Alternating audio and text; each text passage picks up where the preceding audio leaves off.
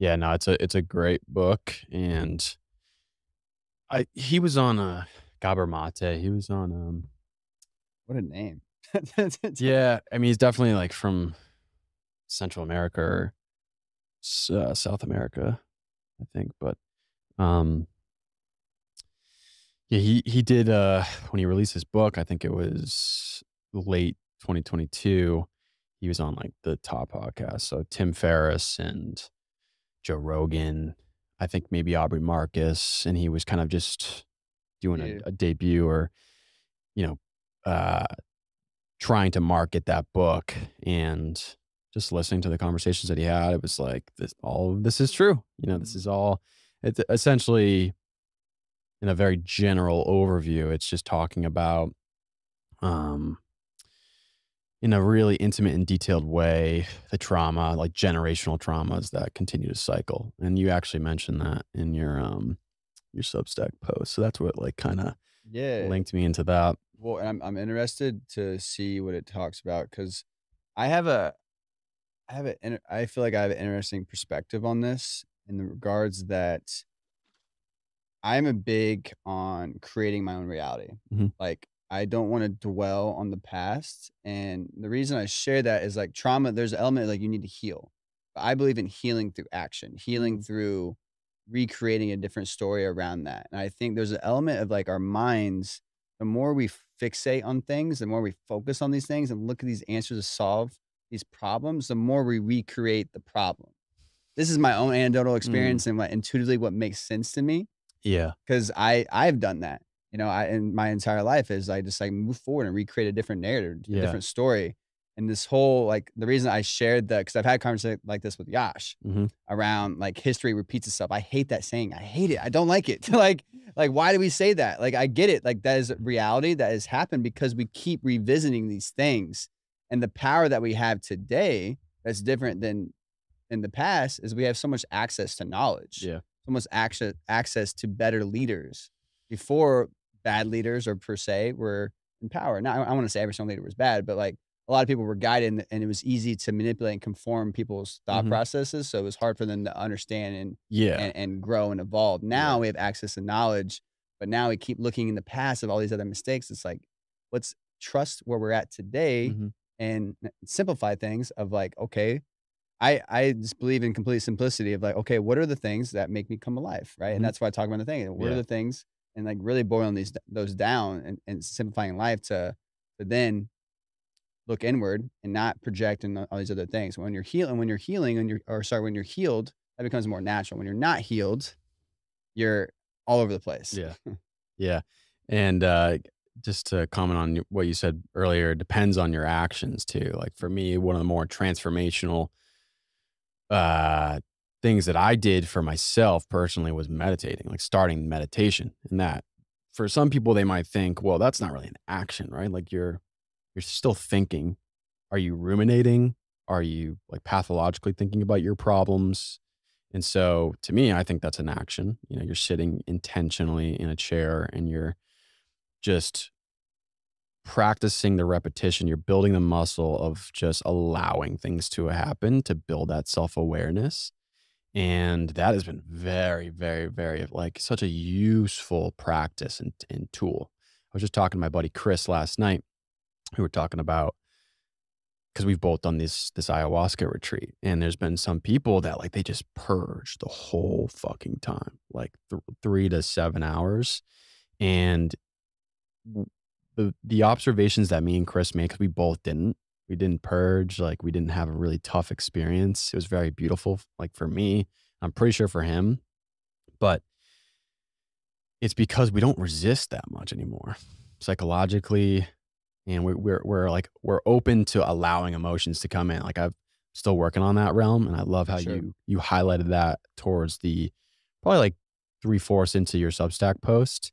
You highlighted how men typically suppress emotions, and there's reasons for that. Like throughout ancient times, I mean, thousands of years ago, there were reasons to suppress emotions in order to maintain security as a man for And your power. family, power, yes.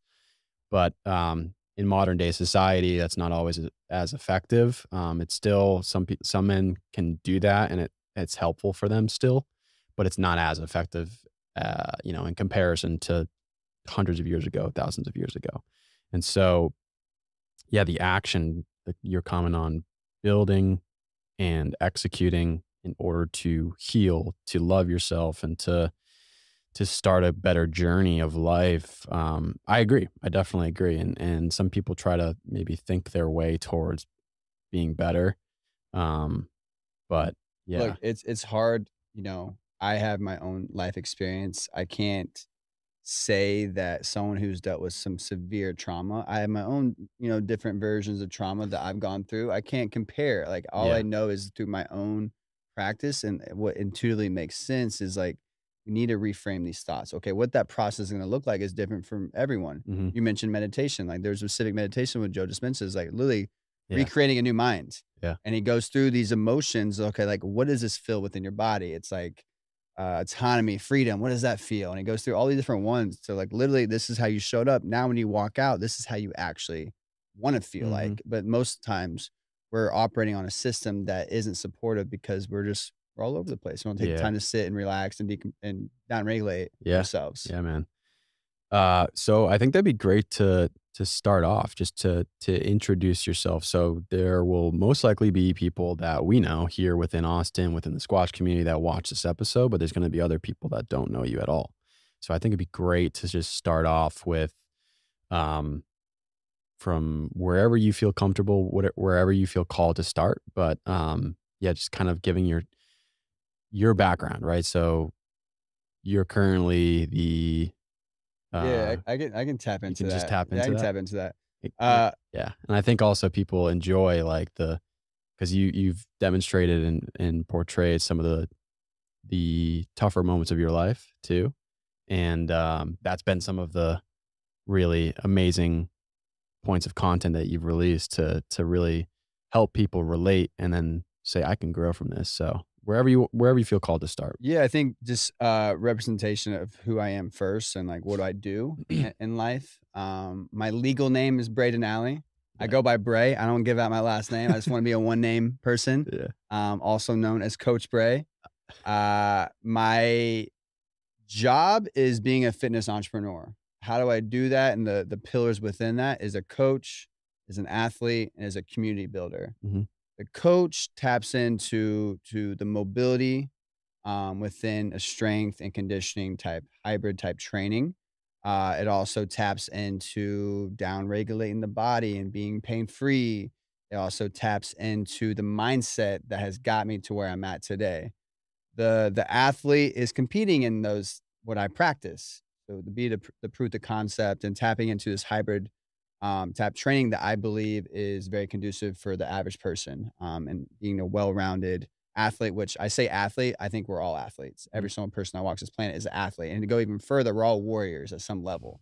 Um, and then the third one, community builder. Squatch Frontier Fitness is a gym that has my heart. It is my home. It is my rock in many different ways. And I'm the minister of culture for that Mhm. gym.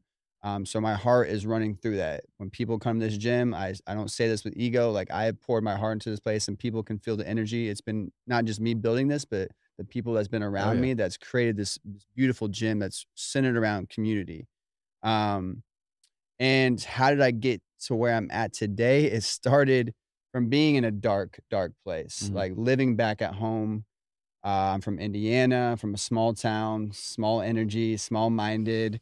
I had passions to be, I didn't have passion. I had a thought that I didn't want a desk job. So in theory, I was like, I'm going to be an FBI agent.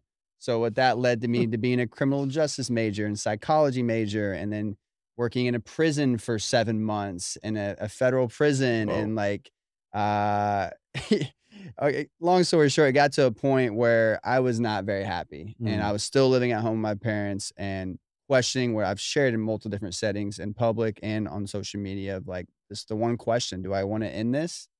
Do I want to end this or do I want to change this? Mhm. And for me, what that looked like was tapping into health and wellness. Mhm. Because at that point in time, like I was a wrestler growing up, but college, like, it was just partying. Like, if I was working out, it was 2 weeks Yeah. before spring break. Like, Yeah. we were doing P90X, hitting the abs, like it was doing like, it wasn't really doing anything, but it was, you know, it is what it was. But I never enjoyed working out. I never ate good.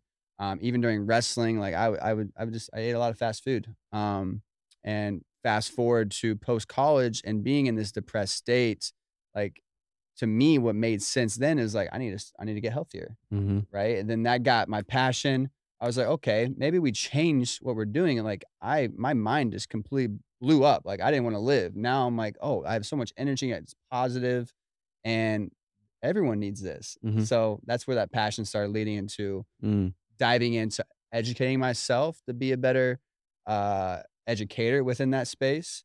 Obviously, that's evolved over time in the past 6 to 7 years, Yeah. and that's where we're at today. Nice. Federal prison. Yeah, I kinda dude. wanna dive into that. What were you doing? I was a correctional officer, so, like, the order of operations, I was also involved in, like, the emergency squad unit, and I was gonna get involved with, like, internal affairs and stuff on, like, kinda like the criminal investigation side of it, Mm. but the path was spend my time there, be a cop, next step, and then cop to Whoa. federal. Um, and again, this is how little I mean, this is me looking back, I don't judge myself, but at that point in time, I judged myself because I didn't take time to figure out what I wanted. Mhm. I was letting society put me into a box, and again, like, I was young, but, like, I had this comparison model of, like, all my friends had these jobs all across the country. Here I am chilling at home, Yeah.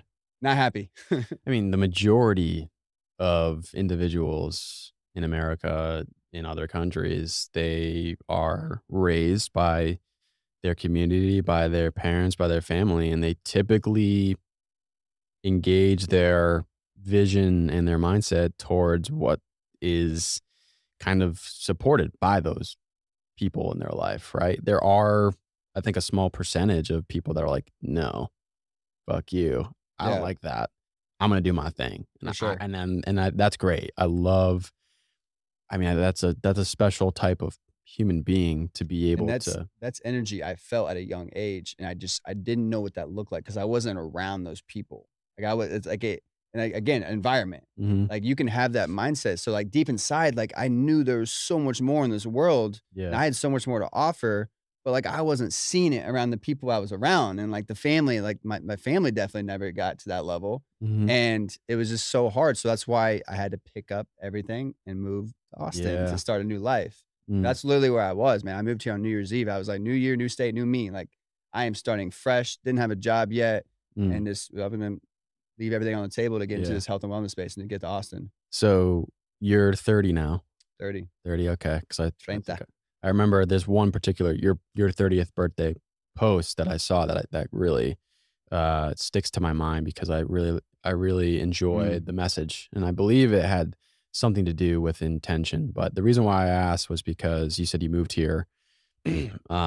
What year was that? I wanna say we're on year 6 now, so 2017. Oh, shit, so you've been in Austin for a while. Yeah, bro. Wow.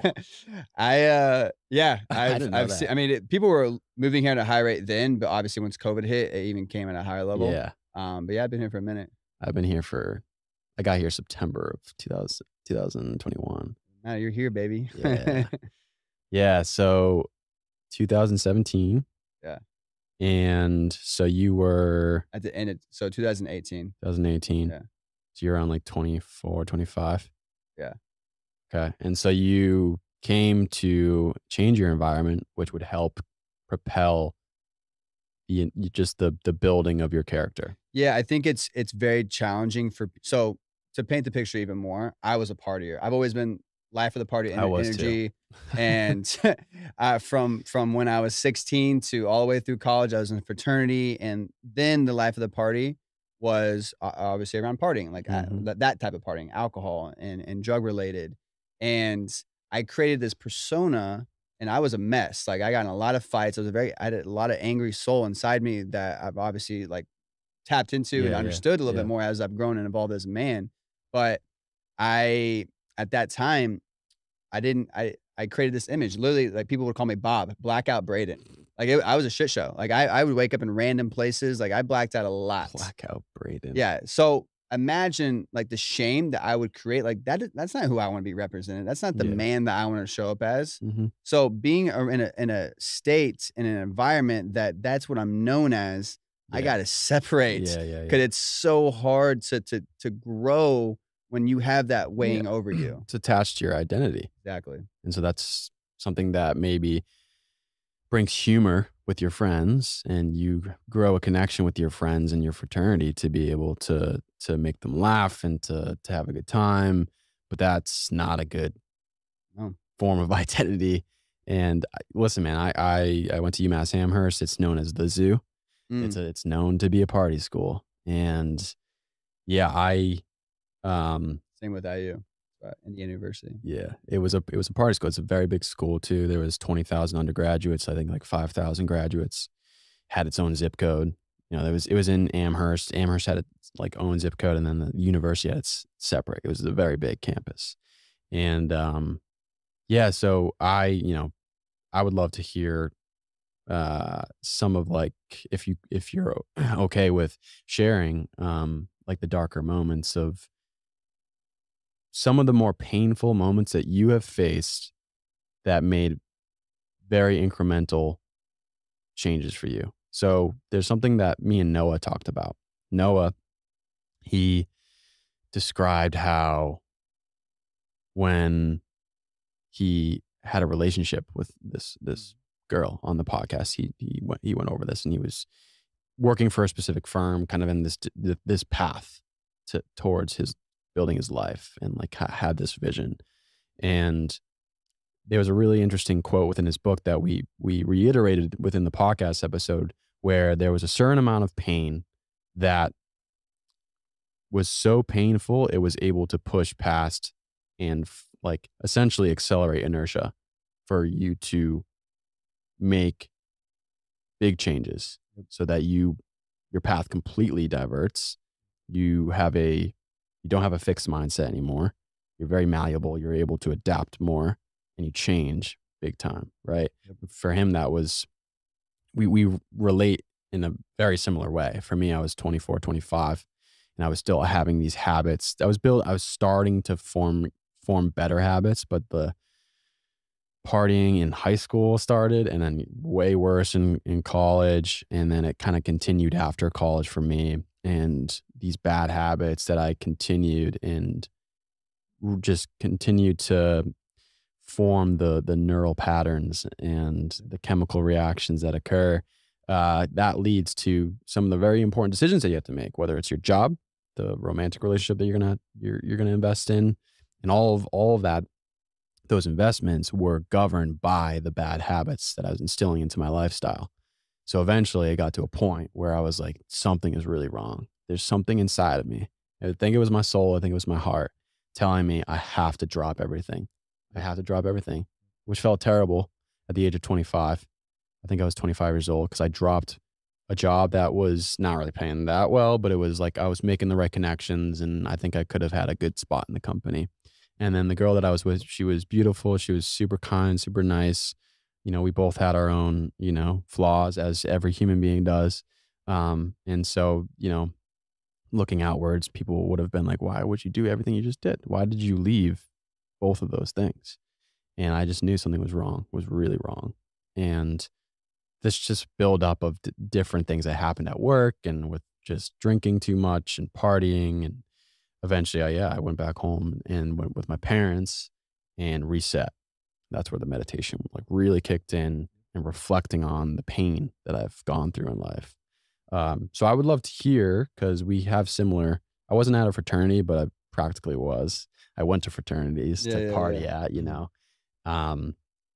and just I didn't really get into many fights, but I definitely, there's a few times where a couple punches were. I mean, it wasn't like a big fight, a long standing fight, but a little For sure. couple instances, and injuries and whatnot, and through drunken slums, like things like blackouts that I couldn't even tell you, like I couldn't recall. And there were some really fun moments too. There were some really fun times that I had with my friends. Of course. But They're always sprinkled in there, but Yeah, yeah. But it at the end of was the day, is it serving your no, larger mission as a no, man? no, And no. that's where you made the realization is I got to separate in order to elevate, Yeah.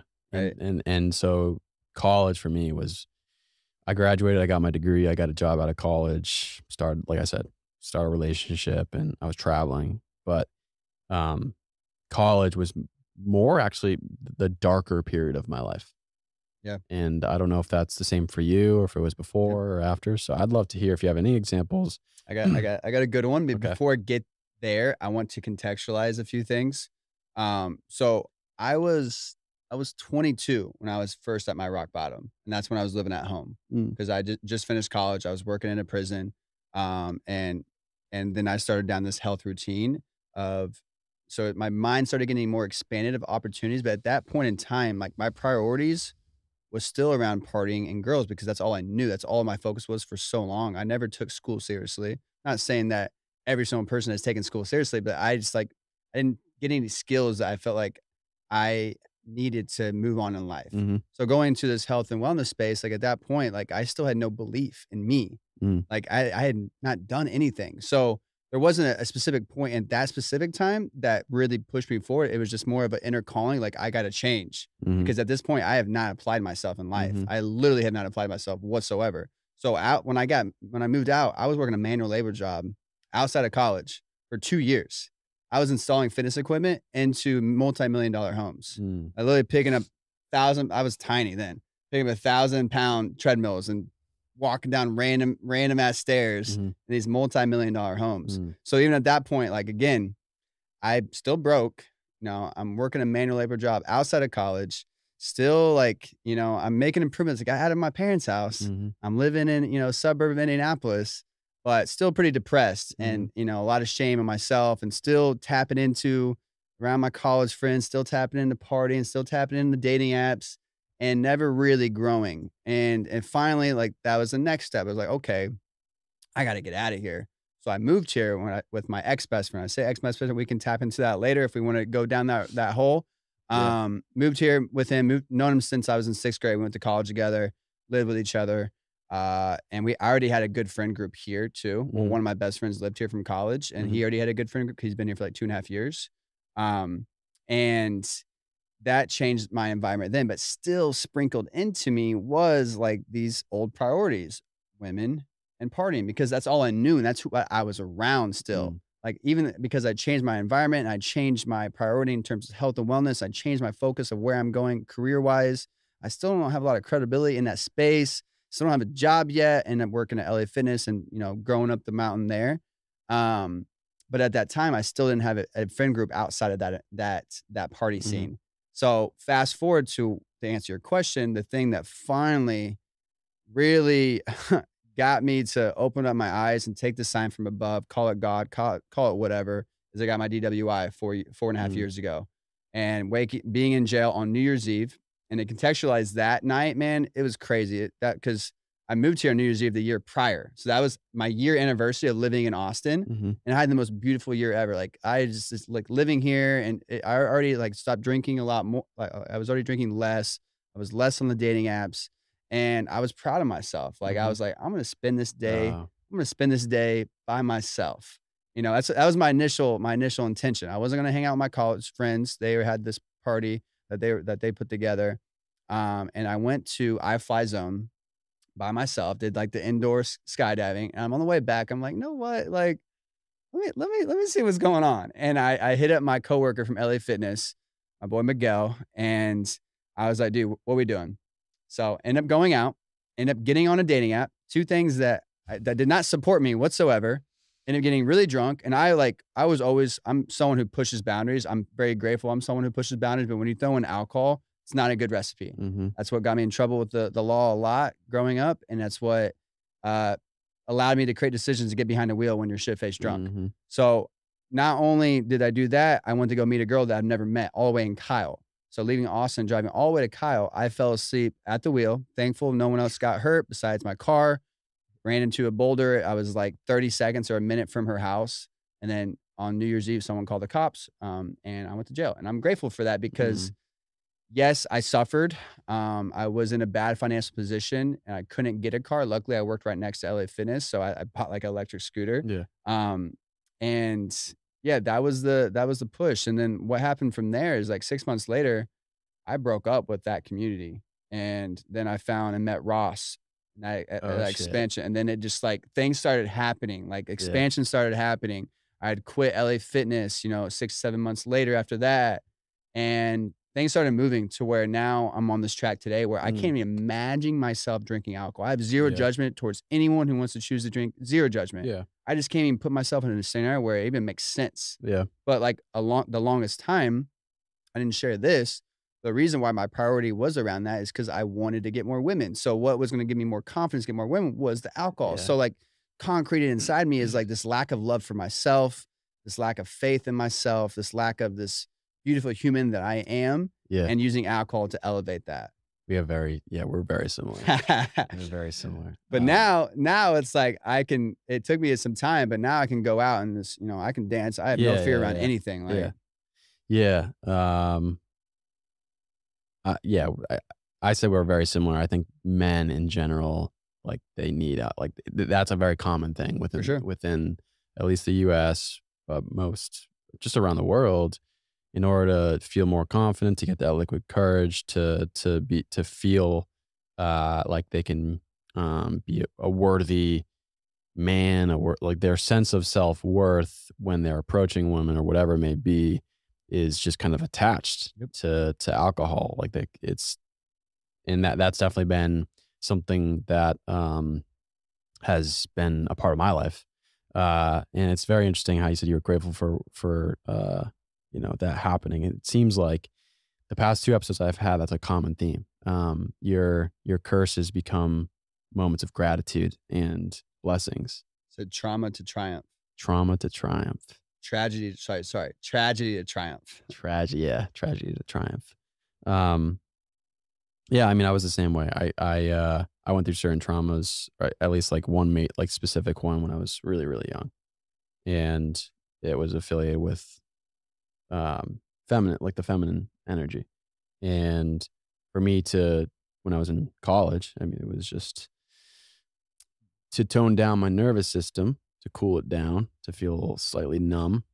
I would resort to alcohol in order to tone it down, but that can get into a really nasty cycle. Like you think that you need this to tone yourself down and to feel more comfortable with just maybe romantic stuff, but also like I've seen functional alcoholics, like they do it for everything, like they just for speeches or for whatever it may be, and eventually you get to a point where you could get physical withdrawals, and it just your whole nervous system gets completely radically all over the place. Yeah, and you're suppressing your soul of who you actually are. Yeah, Like you're not representation. You're not showcasing who you actually are to the yeah, world, and that's from the emotional standpoint, not even just the physical standpoint of what it's doing internally to your mm, body mm. is sad.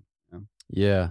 And that's another theme that's been coming into my purview is authenticity. And authenticity seems to be when you are able to express yourself in its truest form. And if you're relying on alcohol, what that does is It's you're not not real. expressing yourself in your true form. You're covering for something. You're trying to I mean, it depends on the person. Well, in that short term, that can be, you can get that girl, but in the Yeah. long term, what is that suppressing over Mm, time? Like, what are you hiding? And yeah. that, then that's why you shared the ayahuasca, people not being able to let go. That's the same energy. Yeah. You're just storing all these Yeah. things and all these emotions, and they're building up over time, and Yeah. it's just like I need to let it out. And it's scary as a man. Yeah. I'm very proud that I just for the longest time, I just don't care. Like I don't I care, but I don't care in terms of what people's perceptions are of me. Hmm. And if I can be a voice of vulnerability to encourage other people to open up and share, then I'm gonna open the floodgates for myself Yeah. because it selfishly it helps me so much. When I went down that path of just like sharing my journey with Yeah. mental health, sharing, which now I'm and I need as I told you, I'm getting back to this because I kind of suppressed that. I was focused on building my brand. Mhm. Now I need to get back to sharing my story more and talking Yeah. about relationships, talking about my sober life. Like Yeah. those are new things I'm so excited to talk more Absolutely. about, because people need to hear it because I live in a bubble and I forget that how much people are still impacted by these Mm. things. Yeah, and what comes to my mind sharing recently, my buddy Jay, Mhm. um, shout out to Jay, What's up, out of the Jay? time. He does these park workouts on Thursdays. You're welcome to come, and we recently did it this Thursday, and I mean, man, it was the bigger one that we've had. They're gonna grow more. There was only like I think there was like 9 or 10 of us, but it was raining. It was 50 degrees out. It was thundering, and there was lightning. Like it was a little scary with the lightning. But the theme was really interesting. Um, we were able to share. We were able to after doing this, just body weight workouts, running, being really fucking cold as it's raining. It's 7 o'clock in the morning. At the very end of it, we circled up and we shared. We shared either some wins or complications, and almost everybody was able to share that. And I used to have a lot of difficulty. So when I first came to Austin, we did that. And even at like work or different environments, I'd be so fucking nervous to do that. Now I'm feeling a lot better over just through doing work. But it's very important. And it's unfortunate because a part of my mind where my thought process leads to is like there's people like within our parents' generation that they look at that, like men specifically in our parents' generation, they look at that sharing and being emotionally vulnerable or Soft. is as soft and weak, and you're weak. And I think there's ways to tap into that and try to, I've had these conversations like as of late, um, being emotionally intelligent is and just like listening to my heart Yeah. is very, very important. It's very important. I think an important thing to understand, and this is like across all boards with life, is scalability. Like that is a muscle that you're refining over time. I feel confident to do in like any space, but like I wasn't that at one point in time. It started with me opening up with smaller circles. Mm, And that route to get there is different for everyone. That yeah. could be a therapist, that could be a best friend, that Mhm. could be a dad, that could be a mom. Like, but the point being is the theme is open up Yeah. and let those things out because it's just gonna eat away the soul over Yeah. time. It's how it works. Yeah. I love that. That's what, like, I share with you in terms of public speaking. Like, I was also that person that would like, I would freeze up in talking in front of Mhm. people, and there's Yeah. still some nerves inside there when it still happens, but Mhm. I love it. Yeah. And now, like, talking in front of people, like, I love Oh, it. you're I'm gonna keep growing in that space and talking to bigger and bigger and bigger yeah. crowds because that's something I love to do. But scalability, it started with me teaching group fitness classes, which is very minimal talking, but I still had to talk at F45 in the very beginning. Mhm. I like tell people like what the workout is. Mm. Very small. And Yeah. we're only talking 15 to 25 people, but it gave me some evidence within my brain. It's like, hey, I can do this. This is a Yeah. safe place. Yeah. And that's another point is safety. Yeah. It's like, where is that container where you feel safe to open up? Mm. Like going to a random community or a men's group workout, that may not be it. Maybe you working out, that is your safe place. So that invites you to feel more comfortable to open up guys who also align with that. Maybe it's church. Maybe it's all these Mhm. different avenues that you can tap into that align with who you already are, that create the safety inside you. Then you feel more comfortable to open up. Yeah. Starting small, that's a really important aspect. Like, just waiting and never starting is Push it detrimental. away, man. Push And I remember texting you, I was like, "Man, this guy, he can speak pretty well." it away. Minister you said your position is technically on Squatch's website, Minister of Culture? Yeah. Yeah. Yeah. Yeah. And, I mean, man, the energy that you release as a leader during the community workouts is awesome. It's vibrant. It's Appreciate it. great, and, Appreciate it. Warms my heart you it's saying that. genuine too, It's like, you can just tell, like, you're there, you're present, you're ready to go, and you're speaking to everybody's heart, and Yeah, I love it. well, I would say to that, like, when it comes to speaking, whether it's in a crowd, with a person, with on social media, it's how do you want that person to feel? What is the information that you want them to take from this? Mhm. what is the intention behind what you're doing? Mm-hmm. And Yeah. like you sprinkle that over to everything, I promise you, like not only will your relationships start to flourish a lot more, Mm. people will want to engage in you more because you are engaging in them more. The more you invest in other people, the more they invest back. Mm. And Oh it's, man, I love that.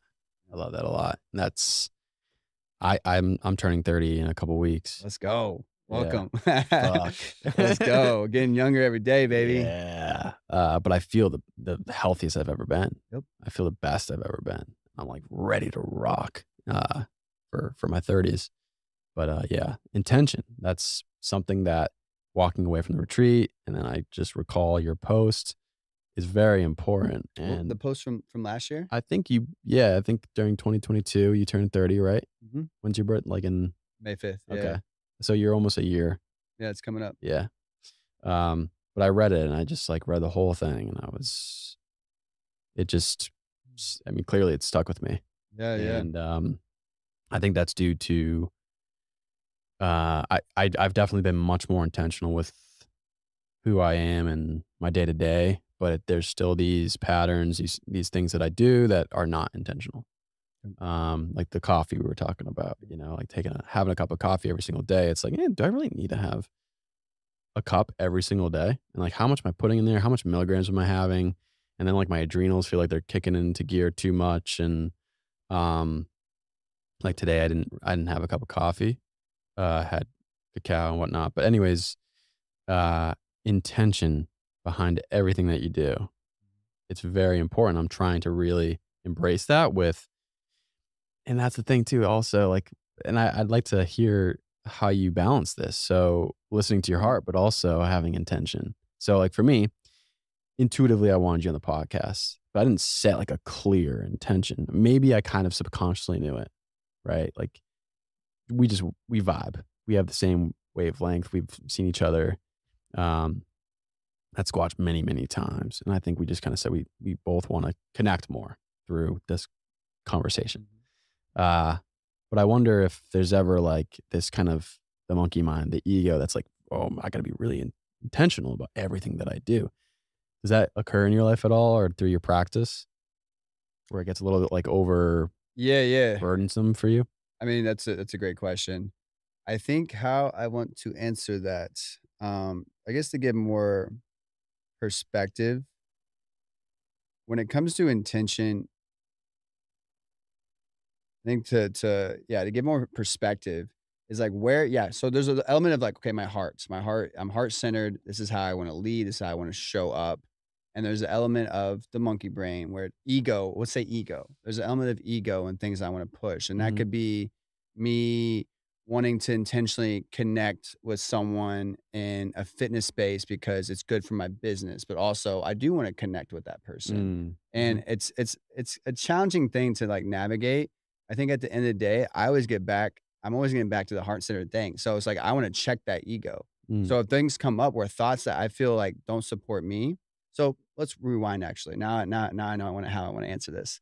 So the clarity with how you set intention with your life comes with how you want to show up, how you want to be represented, and what are your priorities and goals in life. Mhm. Because like I got really clear on like this is the man that I am. Mhm. This is the man that makes me happy. This is the man that I'm like, mom, like look at me now.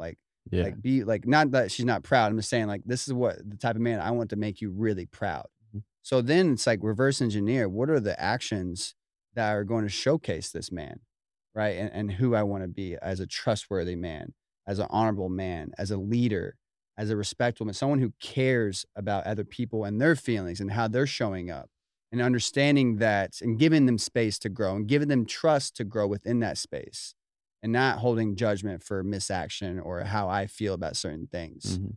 So it's like it always gets back to that because monkey brain and the ego comes up when we're not in tune with ourselves, Mm. when we are unintentional, when we are distracted and overwhelmed and our nervous system is taxed. Mm. That's when that anger, that impulsive energy, that judgment, this is my own personal antidote. Yeah. And this is just what makes sense to me to simplify the process is your nervous system in tune or not?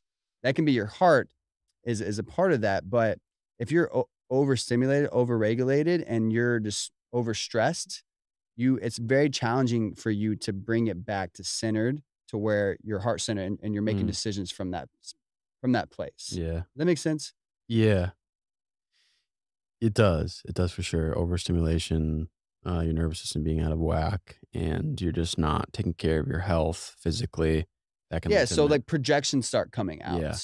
out, and making decisions that don't align with that version of yourself. Mm. And I think for most people, we've now we talked about this in sauna, and now it's just like, how do we get into that process of understanding what we want in life? Like, Mhm.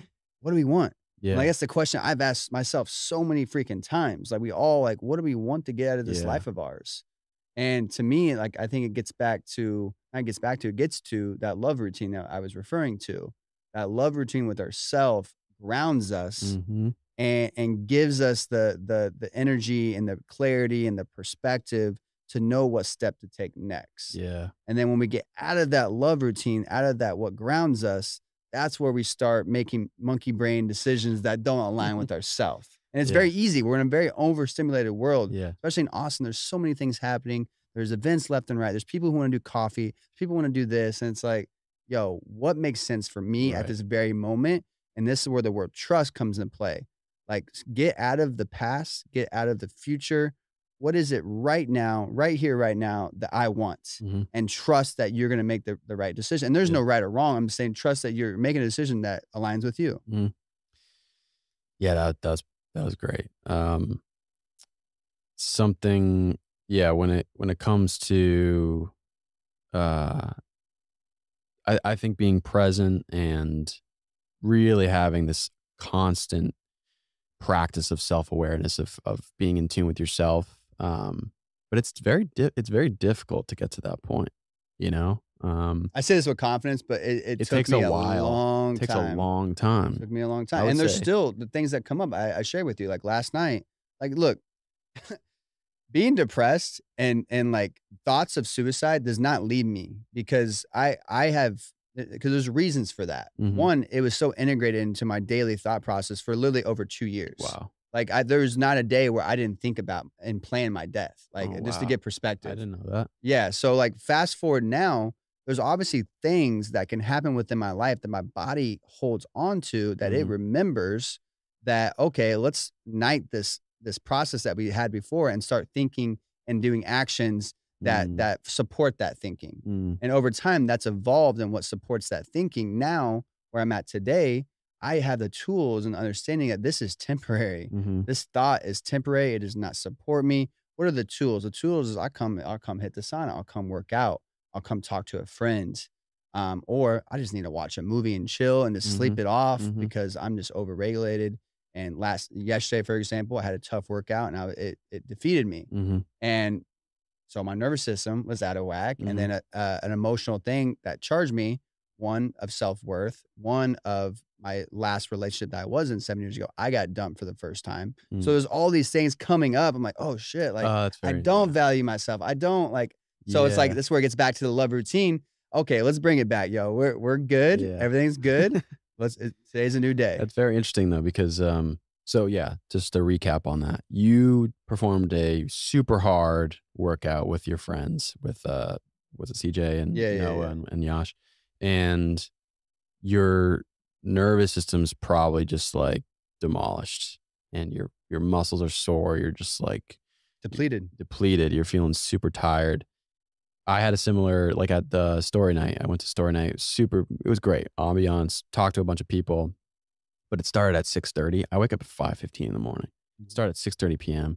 and we're socializing till 9. I'm in bed by like 8:15. Same. So there's certain moments of when I'm talking to people. I was talking to this girl. I was talking to my buddy Alex and different people where I'm like, I start to like, it's the energy center in your throat and it chokes up a little bit. And you're like, why am I choking up? Why do I feel shame or like fear? And it's because I know this feeling of being really tired and kind of like pushing my brain to be social. That physiological feeling brings back other feelings from the Exactly. past that were much more the severity Traumatic. Yeah. it was traumatic.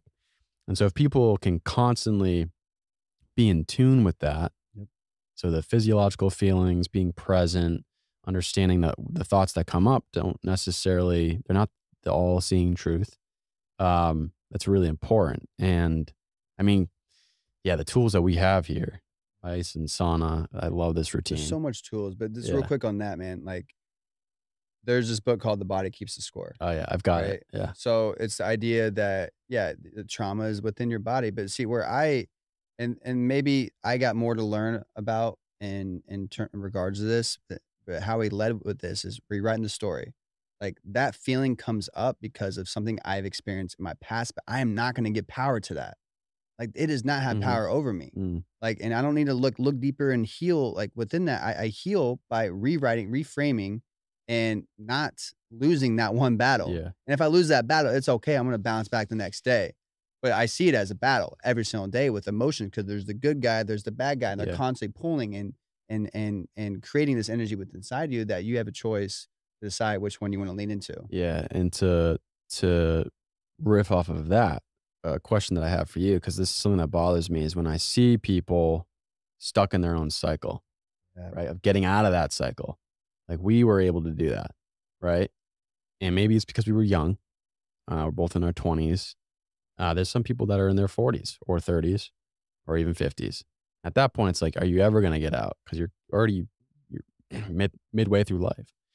And so, if you have a client, a person that you're trying to help with fitness coaching, um, and they're in that cycle, and they're just like, I'm never going to get out of this because they're just so they're 40 something years old. They're ingrained into these mental thought processes, and they how do you what's the It's a more great question. effective way, the first the most effective way to get out of that cycle? And for me personally, exercise. That was it. It was like, fucking get your body moving. Just start that. Start with that. And then you can do other things. Yep. But I'm curious as to what. Yeah, I love this question. There's so many different ways, and this is where it gets back to the love routine of, like, helping people find what that looks like for them and Mhm. what regrounds them. I had a thought that came up, hopefully it comes back, but I'll dive into that. Sure. Um, I think the biggest thing, there is fitness, there is, good sleep is a big one. There is mushrooms is a big one. Mm. There's all these different practices that can help you to break that cycle. Oh, and the thought came back. I wanted to tap in that thought. Uh, for the longest time, and you read my Substack that I just wrote, like, Yeah. I believe in people. Like, I have to. Like, I don't. There's no other reality for me, because that reality is not healthy. It's negative. I can't imagine that there's just bad people in the world. I don't believe that. I think there's people who are just unhealthy, whether that's a level of physical, whether it's a level of emotional, whether it's a level of mental, spiritual, or all of them.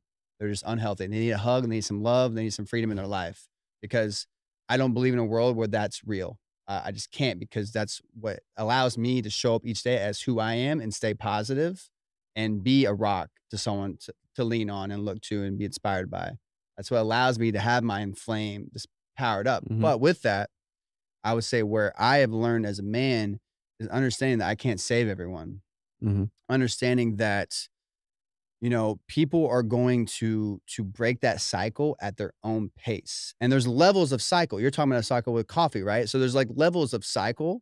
There's like the depression cycle. There's the cycle of just like not having worthy thoughts and not progressing in their career. There's so many different cycles that we can look at. Mhm. But it's understanding, like, if I'm with a client specifically, and to answer that question, I where I've vocalized myself to people is I'm gonna treat you like your higher self.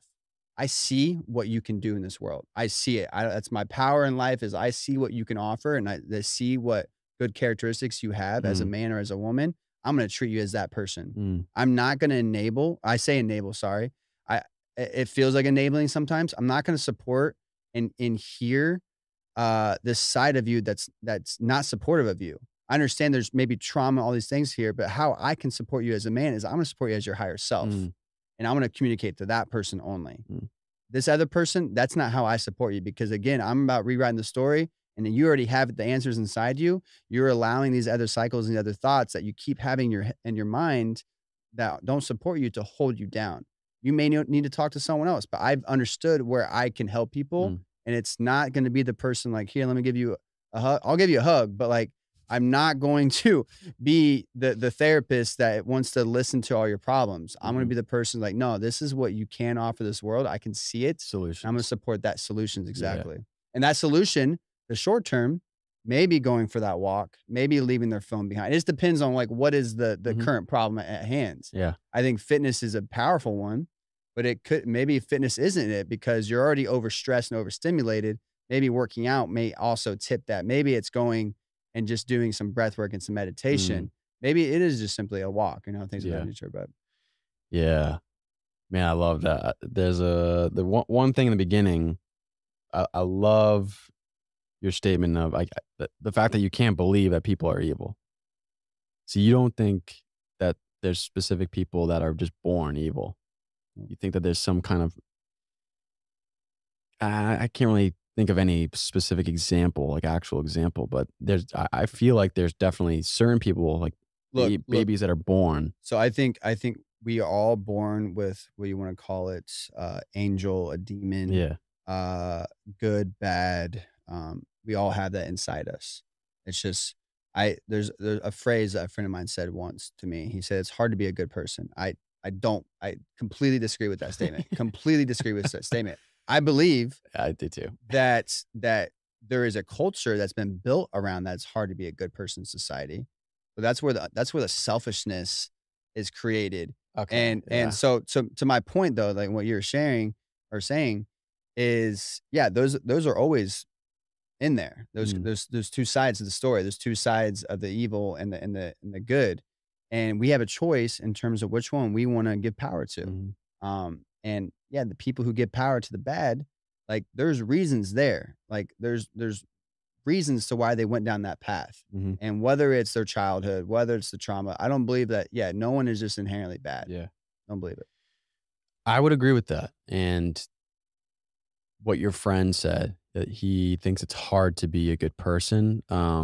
I can understand that from my so the specific knowledge, my specialization right now with my 9 to 5 is Bitcoin and like the money system and understanding our money system and how it has a huge effect on human beings. And as our money gets diluted, so whenever the government prints more and more money, uh, what that's doing is putting a good portion of society into a lower quality of living because the cost of living around you is just it costs more, and so your ability to pay for more things just for even the basic, you know, hierarchy of needs.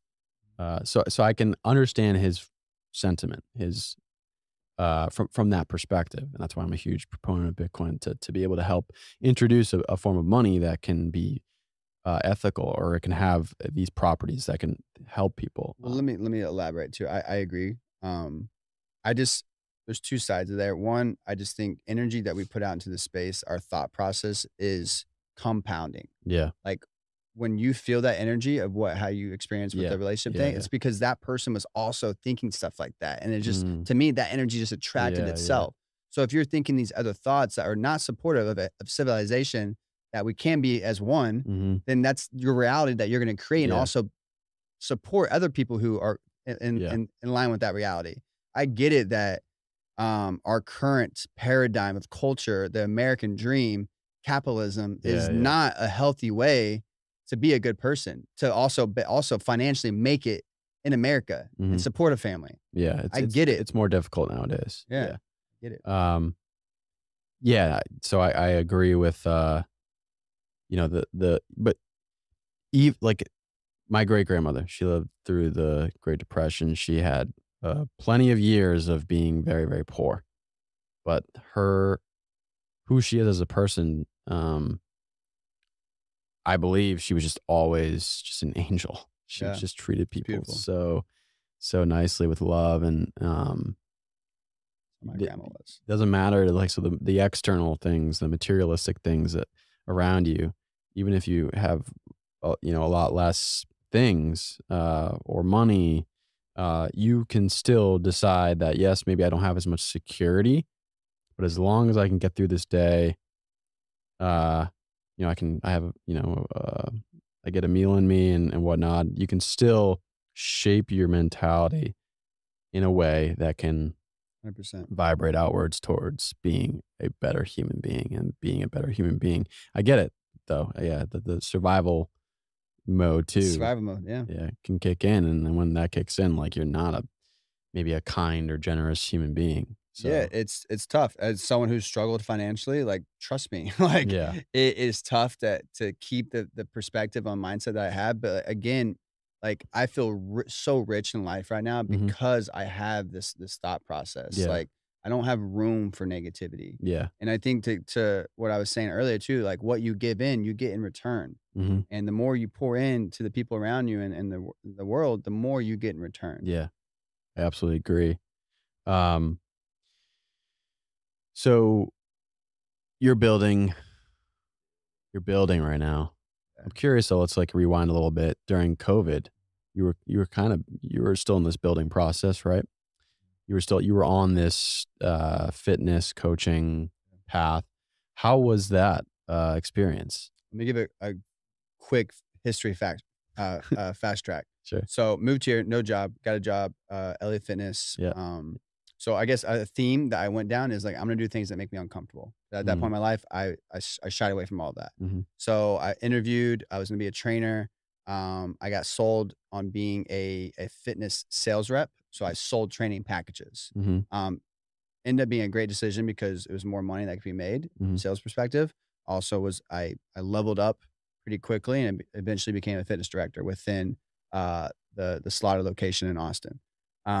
It's very toxic environment, super toxic. Like it's a health gym, but like the corporate fitness wellness is terrible. Like Mm. they don't care about helping people, they care about making money. Yeah. Their gym, it thrives on people not coming. Which is what it is. Wait, what? They thrive on people not coming, so they can just keep selling more memberships. Because people like when it's a low ticketed thing, Oh people will just shit. keep paying. Wow. Yeah, That's fucked. and then like I got into a lot of scenarios. What's cool is man, something I'm proud of is I kept intact me. So when I sold out of love and understanding people, Mhm. but that's not how they sold. They Nah. wanted to follow Yeah, this fuck protocol that. and they make people feel like shit. I'm like that ain't me, yo. Like so they never liked me, but like my numbers were good, so they Yeah. couldn't do anything. Oh, okay. Eventually, what was funny is I told myself, I love how life works, man. I told myself I'm gonna do this for 2 years. It became January of it was the year after the DWI. I was talking about quitting. I was like, I'm gonna quit at the end of the month, and it was coming to like a year and a month, and like the executive regional heard that I was doing, so he fired me. They ended up putting in the system that I quit because everyone loved me, and like he didn't know that, but like it didn't matter if I quit or not. Like I didn't care, Yeah. but uh, it was just funny how it worked. And then like that was 2 months before COVID, so I didn't obviously didn't know COVID was gonna be a thing. I started my training business. I luckily made some connections through LA Fitness. So I took some of their clientele. Mhm. Had a garage gym, had a cool house on Mm. the east side, the same neighborhood where Ross lived. So that's how we met. Oh, Super okay. cool. Huh. And yeah, so and then COVID hit. Well, no, then I was like, this is my plan. I was gonna train clients, which I obviously need to take time to grow that. So that's not gonna pay the bills. I was gonna get 2 part-time jobs. I got a part-time job at F45 and I got a part-time job at Stretch Lab, and I was fucking stretching people. And that seems like, whatever. And then COVID hit, and thankfully, I was able to collect unemployment because I was broke. Like, I was building these things, and they were gonna pay the bills, but, like, I was gonna have to work more at F45 and work more at Stretch Lab. I don't wanna work for Yeah. anyone, um but it was cool because F45 gave me an opportunity to start speaking in front of people, so I got confidence there. So fast forward, let's say 6 to 7 months into COVID, I, ended up, coming back to Stretch Lab after open and just realized, like, me, hands-on approach, not my thing. Mm. I luckily met some cool people from that experience. Camille, who's now a big member of this community, I was the one that's how I met her. She's one of my good friends now. I met some other people through Stretch Lab. But I was like, me touching and like working on people and body work is not my thing. Mhm. So I quit that and I was at F45 for another year and I was head trainer there towards the end. Um, but this wasn't getting paid enough for the time that was getting allotted. And at that point, towards the end of that year, I found Squatch and That's at early on, I was just a paying member coming to work out and was just drawn to it just like everyone else. Mhm. And at that time, I was still doing like I had some it was a struggle, like building an online or building not an online business, but a training business is a struggle for anyone who's been in that space. And I luckily like really fostered good relationships. So I would keep people longer and I was obviously getting results as well. But then I didn't really have a good setup at my gym. And Mhm. like that, I started being with Squatch and I started learning over time. I don't know if this is the route we want to go, but I started learning over time who was my client and Mhm. who was I connecting with and who I wanted to serve. And that took some time because that's why I would lose people is like they just weren't aligned with what I wanted. And I've obviously learned as a coach too to be better at meeting people where they're at versus Mhm. like, hey, come follow me down to the Holy Grail because I know all and I know this is going to serve you and I know it will, but you're not there yet. You Yeah. need to take some other steps before you get there. Yeah. So I've learned as a coach to meet people where they're at a lot better. Uh, but in regards to it wasn't until May of 2021 where I started getting involved with Squatch and took over the social media and took over the events and created the community workouts and built that to where it's at today, which is just a beautiful thing to see. Mhm. And yeah, I don't really know where I'm going now with this. So I Well, the don't original question was just like how things happened with the pandemic. Because being a fitness coach, I'm sure it was difficult for people yeah, across. unemployment. Thank you. That's how it happened. uh, yeah, I mean, tons of people got unemployed and got a stipend to just survive. But yeah, I was just curious. I wasn't sure if it was like really difficult because I mean, it was still difficult, at and it's least not like got I was making cooties. bank, like, it Yeah. wasn't it was still difficult. I mean, I am still not in a place to where I'm, like, smooth sailing, like, that time's coming because 'cause I've gotten smarter as a businessman, but early on, like, I didn't value my time, I didn't value how much my worth is, Hmm. not only from an emotional standpoint with, like, women in life, but also as a trainer, as Yeah. a so because, to give more context, I didn't go to school for fitness and all not like I now, I don't think it matters whatsoever, because I've learned and put the time into learning and understanding the body. But at that point in time, even when I came here to be a trainer, like I got into fitness sales. So I wasn't even training clients then. So me starting this business, that was new, never done this before. So of course, there's a little bit of like worth Hmm. of like credibility of like, oh, maybe I don't got these Hmm. skills that I think I have and understanding that I think I have, which obviously I knew what I knew now. And obviously I've learned more as I go. But I never was a guy because I was always struggling financially. I never could pay to do all these different certifications. Like I was certified. I wasn't like continually expanding my education to learn more. I just found that it was very easy to learn on YouTube and I would find these different leaders within the space and just absorb. Mm. Because I am not one to be dogmatic about certain ways. I think every coach, every creator within the fitness paradigm has translated things. They've taken what they connected with and then recreated that what made sense to them. And I Mhm. think I've done that across the way of this different there's so many different levels of mobility and different coaches within that space that teach different things, different ways of functional strength. There's different ways to be a good runner and conditioning templates. So I've just absorbed all these different things and now recreate, oh, this makes sense intuitively for me. How can I make this work for someone else? Mm. Not that you asked that question, but I felt like sharing No, yeah, that. thanks for sharing. Yeah, yeah, to the whole hybrid, approach that you're aiming to get into versus it was interesting for you to structure that, so or at least state it for me today was that most of society typically is, just bringing support towards 2 different types of fitness, Yeah, yeah, yeah. like, and so it's running, and then it's like, eh Bodybuilding, one dimensional. yeah. So, so running and then the strength training, like Mhm. bodybuilding, and you wanna one, you've been to High Rocks, you've competed in High Rocks. It'd be kind of cool to also just kind of give some more details to High Rocks. As even myself, I don't. Yeah, yeah. I've seen plenty of videos through you, CJ, Noah, Yash, and this competition, and it seems very challenging. But it's this hybrid of your cardio, running, but also strength building too, Yep. and to you essentially stated that most of human history we've kind of been built on this. It's either or, so it's either running or it's either strength training. Yeah. I think just the real first contextualize that uh culture, our cultures push things forward. So like that's what creates conformity is like around something that's like that most people are doing. If most people are doing one thing, like, oh, that, and I connect with that, let me then go do that. Mhm. The reason I share that, not just from a aspect of this conditioning over time, but also most people are not in my space. So like, this is my life. Like, this is my life. So if this is just like a hobby or something you just like think that you need, then yeah, simplicity makes sense. Let me just go be a bodybuilder. Let me go be a runner, because that is the messaging that's been blasted. I can't say since original training. I'd just say over the last 70 years Mhm. of the Arnolds of the world in the bodybuilding space, of just like being bigger. And like, that's what people attached fitness to, was bodybuilders. Mhm. Or the other side, they attached themselves to runners. Mm. Now over the last, I mean, people have been training like this for the last 8 to 10 years, maybe even longer. I'm sure definitely longer, but it just hasn't been culturally talked about Mm. or put out into a platform where more people are doing. Now, over the last 2 to 3 years, it is blowing up, Mm. and it's only going to keep going that way. And my reasoning for it and why I think it's so important is because not just from like the one dimensional standpoint, because the human body is so multidimensional, and it needs, in terms of longevity, not just short term Mm. longevity, we need to have a good resting heart rate. We need to have a good and high HRV.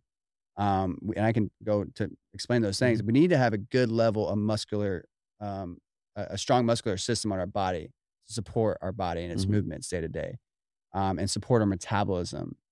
We need to be able to move without pain and functionally and be in our primal way, and like in this world that has us doing a lot of what we're doing right now. Sitting. Right. So we need all these things.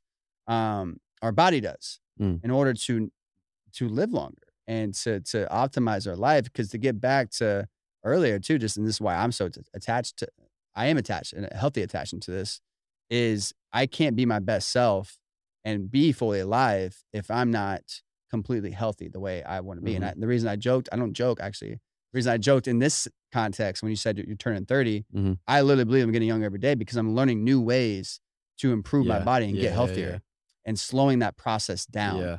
So it's like, there's so many ways I can go with this, but, and I'll go into the high rocks, but I just think getting into the mind of what do I really want, and understanding that there's more to fitness than just these two things, and also understanding opportunity cost and opportunity cost of just being a bodybuilder over time and getting big. This is what happens. And if you look at a lot, and obviously there's steroid use in some of that space, but a lot of those people who get just, I'm going to the aggressive, not obviously the average person isn't going down this path, but just get perspective on health.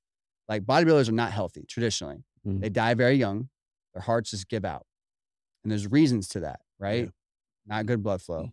You can go the steroid use, but just the type of training of just not getting conditioning and running and doing any stuff that's good for the heart, Mm. and just the wear and tear over time. Their joints, no bueno. Ligaments, no bueno. So there's all that, and then you go into the runners, which may live. They're going to live longer than these guys, because it shows that endurance athletes live longer, um, uh, because of their heart, and the heart is what's going to power them. But at the same time, they're in pain. You Mm. know, they don't have, their joints are falling apart. You Mhm. know, they're yeah, all these different things. Point sharing is understanding the opportunity cost within the body of like, what am I doing today that maybe is feeding a certain ego, or feeding a goal, or a safety measure, or a lack of knowledge measure that I'm going to pay for later. And not even, sometimes it's not even the long term. Sometimes it's very short, Mm. right? Even the pain point, like how you just said with your shoulder, like that's chill. Mhm. There's some people, if they're not intuitively understanding their body, that over time can grow into something more chronic. Mhm. That's how people get shoulder surgeries, knee surgeries, all these different things happen because Yeah. we're not taking care of our body. Yeah. It's not the body's falling apart. It is falling apart because we are allowing it to fall apart. Yeah. But to go into high rocks, and I think this is, so currently we have like people getting on stage in bodybuilding that represents that space. We have the ultra runners, the marathon runners that represent that space. Now there's this new space getting created within the hybrid training. High rocks is the top dog right now on Mm. that. I would say Spartan racing and the Deca is in that same realm.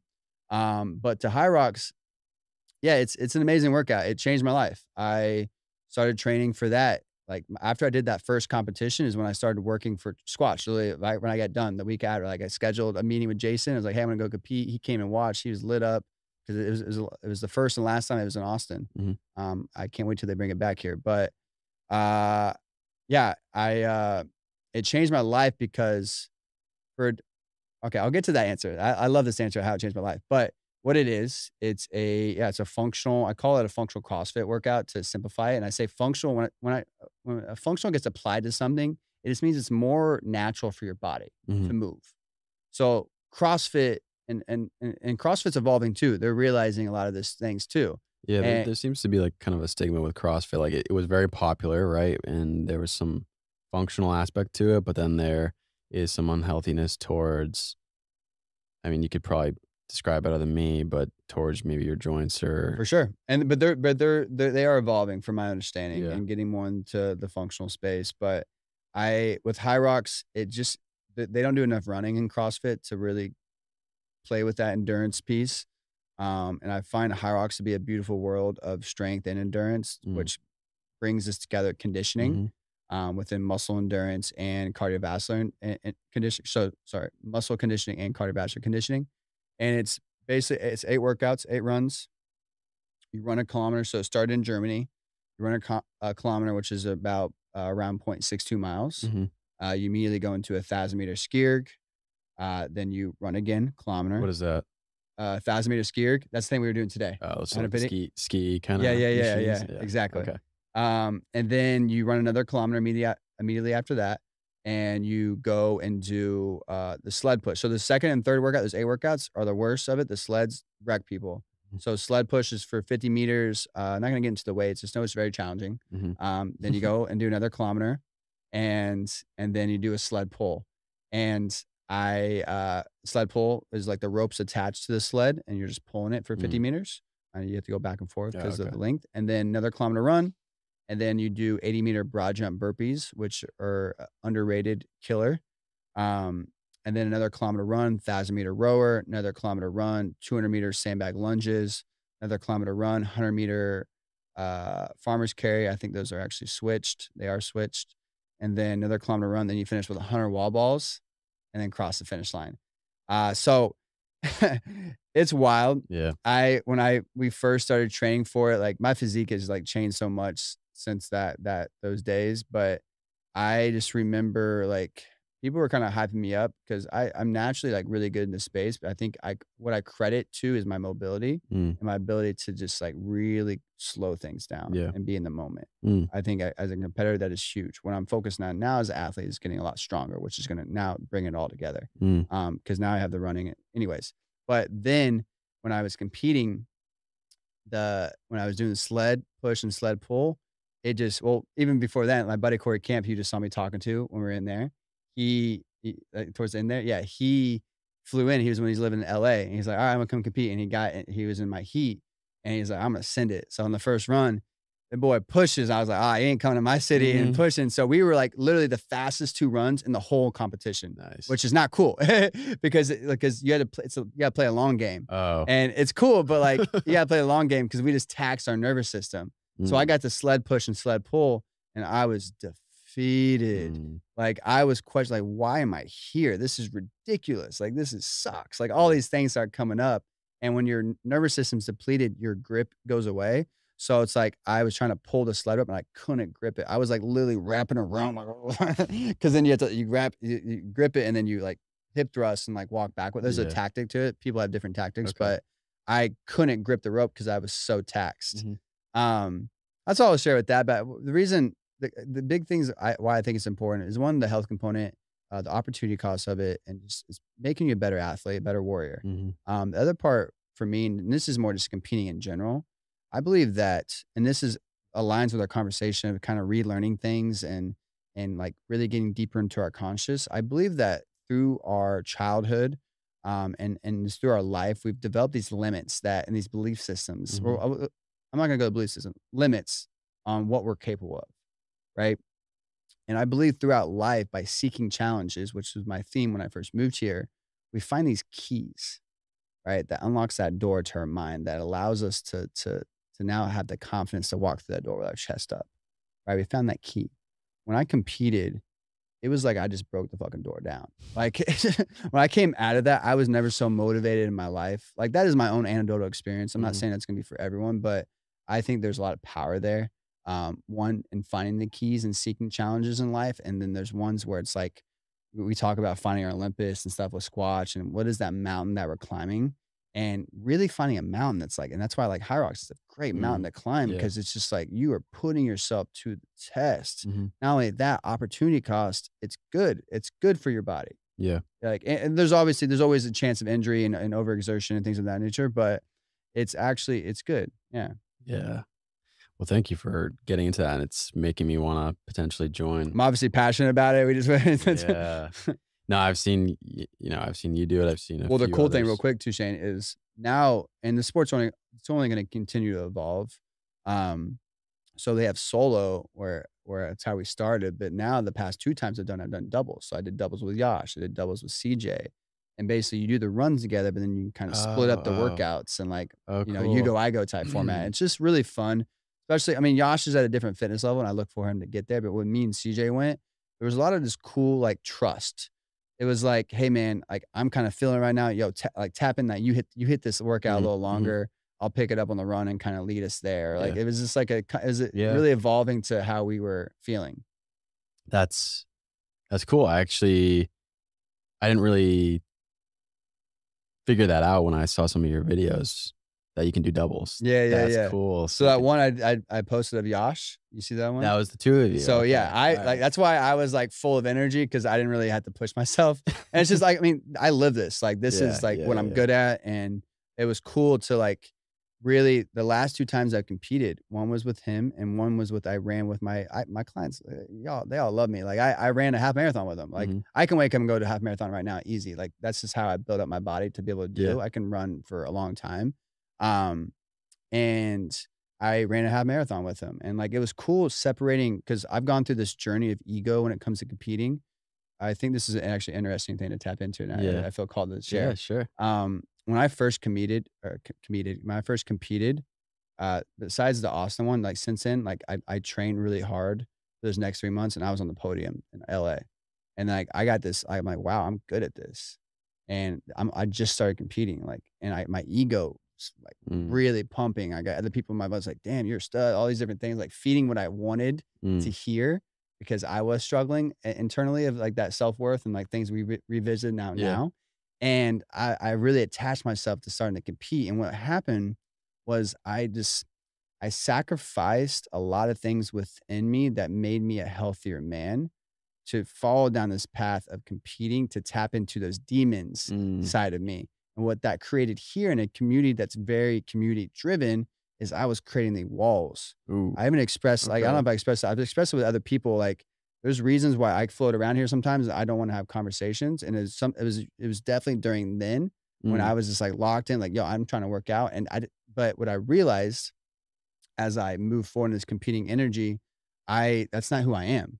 Like I'm this loving dude that cares about people. mm. Like me shutting that off so I can lock into my workout, which is a completely respectable thing to do. But internally, I didn't like how I was creating that energy within the space. Cause Mhm. right, that energy within the space is impacted by everyone.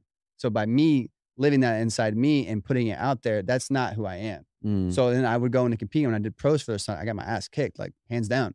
And I, was, like, reflecting, I was like, "Wow," like, I put all this focus and, like, separated and pushed people away just to get my ass kicked, and I'm not getting paid for this, like, what is going on? So it was Mm. such a cool reality check, um, so now where I'm at today, to do these last competitions and separate my ego and, like, the need to perform Mm. well, Yeah. to just have fun with it, Mhm.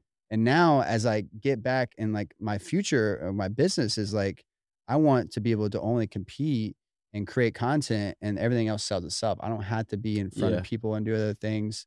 Um, and that's going to happen eventually. We're going to get there. Mhm. But but even when I get there, like I want to have so much fun with it. I want to be the guy that comes in and just like, the vibe is going and we're about to get after it. But like, hey, I'm cracking jokes in the start line. Like Mhm. that's who I Mhm. am.